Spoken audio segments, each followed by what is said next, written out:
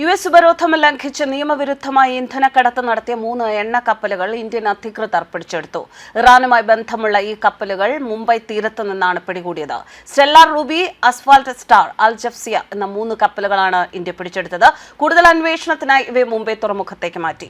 മുംബൈ തീരത്ത് നിന്നും ഏകദേശം 100 നോട്ടിക്കൽ മൈൽ അകലെ സംശയാസ്പദമായ സാഹചര്യത്തിൽ കണ്ടെത്തിയ കപ്പലുകളെ ഇന്ത്യൻ കോസ്റ്റ് ഗാർഡ് തടയുകയായിരുന്നു. യുഎസ് ഉപരോധം മറികടക്കാൻ ഇറാൻ ഉപയോഗിക്കുന്ന കപ്പലുകളാണിത് എന്നാണ് കരുതപ്പെടുന്നത്.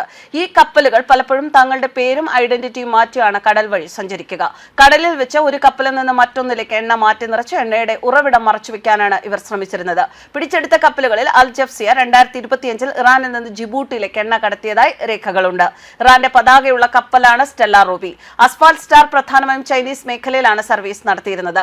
അതേസമയം പിടിച്ചെടുത്ത കപ്പലുകൾക്കോ അതിലെ എണ്ണയ്ക്കോ തങ്ങളുമായി ബന്ധമില്ല എന്ന് ഇറാനിയൻ ദേശീയ എണ്ണ കമ്പനി വ്യക്തമാക്കിയിട്ടുണ്ട്. ഇന്ത്യൻ സമുദ്ര അതിർത്തി നിയമവിരുദ്ധമായി ഇത്തരം ഇടപാടുകൾക്കായി ഉപയോഗിക്കാൻ അനുവദിക്കില്ല എന്നത് തന്നെയാണ് കേന്ദ്ര നിലപാട്. സംഭവത്തെ തുടർന്ന് മേഖലയിൽ നിരീക്ഷണം കടുപ്പിച്ചിരിക്കുകയാണ്. 55 കപ്പലുകളും 12ഓളം വിമാനങ്ങളും നിരീക്ഷണത്തിലായുണ്ട്. അമേരിക്കയും ഇന്ത്യയും തമ്മിലുള്ള ബന്ധം മെച്ചപ്പെട്ടതിന്റെ ഫലമായാണ് നിരീക്ഷണവും പിടിച്ചെടുക്കലും വർദ്ധിച്ചത്.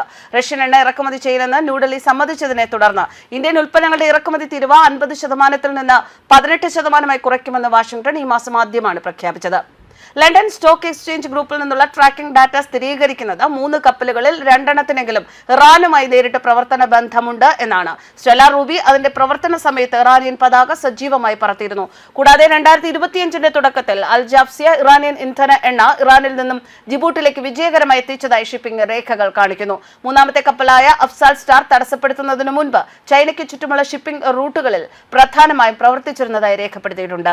അന്താരാഷ്ട്ര നിയമനിർവഹണ ഏജൻസികളെയും തീരദേശ അധികാരികളെയും ഒഴിവാക്കാൻ ഈ കപ്പലുകൾ ക്ലാസിക് ഷാഡോ ഫ്ലീറ്റ് രീതികൾ ഉപയോഗിച്ചു. കപ്പലുകൾ പതിവായി അവരുടെ രജിസ്റ്റർ ചെയ്ത ഐഡന്റിറ്റികളും പേരുകളും മാറ്റി. കൂടാതെ കപ്പലുകൾ വളരെ സങ്കീർണമായ വിദേശത്തധിഷ്ഠിതമായ കോർപ്പറേറ്റ് ഉടമസ്ഥാവകാശ ഘടനകളും വ്യാജമായ രേഖകളും ഉപയോഗിച്ച് യഥാർത്ഥ ഗുണഭോക്താക്കളെയും അവരുടെ പ്രവർത്തനങ്ങളുടെ ഉദ്ഭവത്തെയും മറച്ചുവെച്ചു.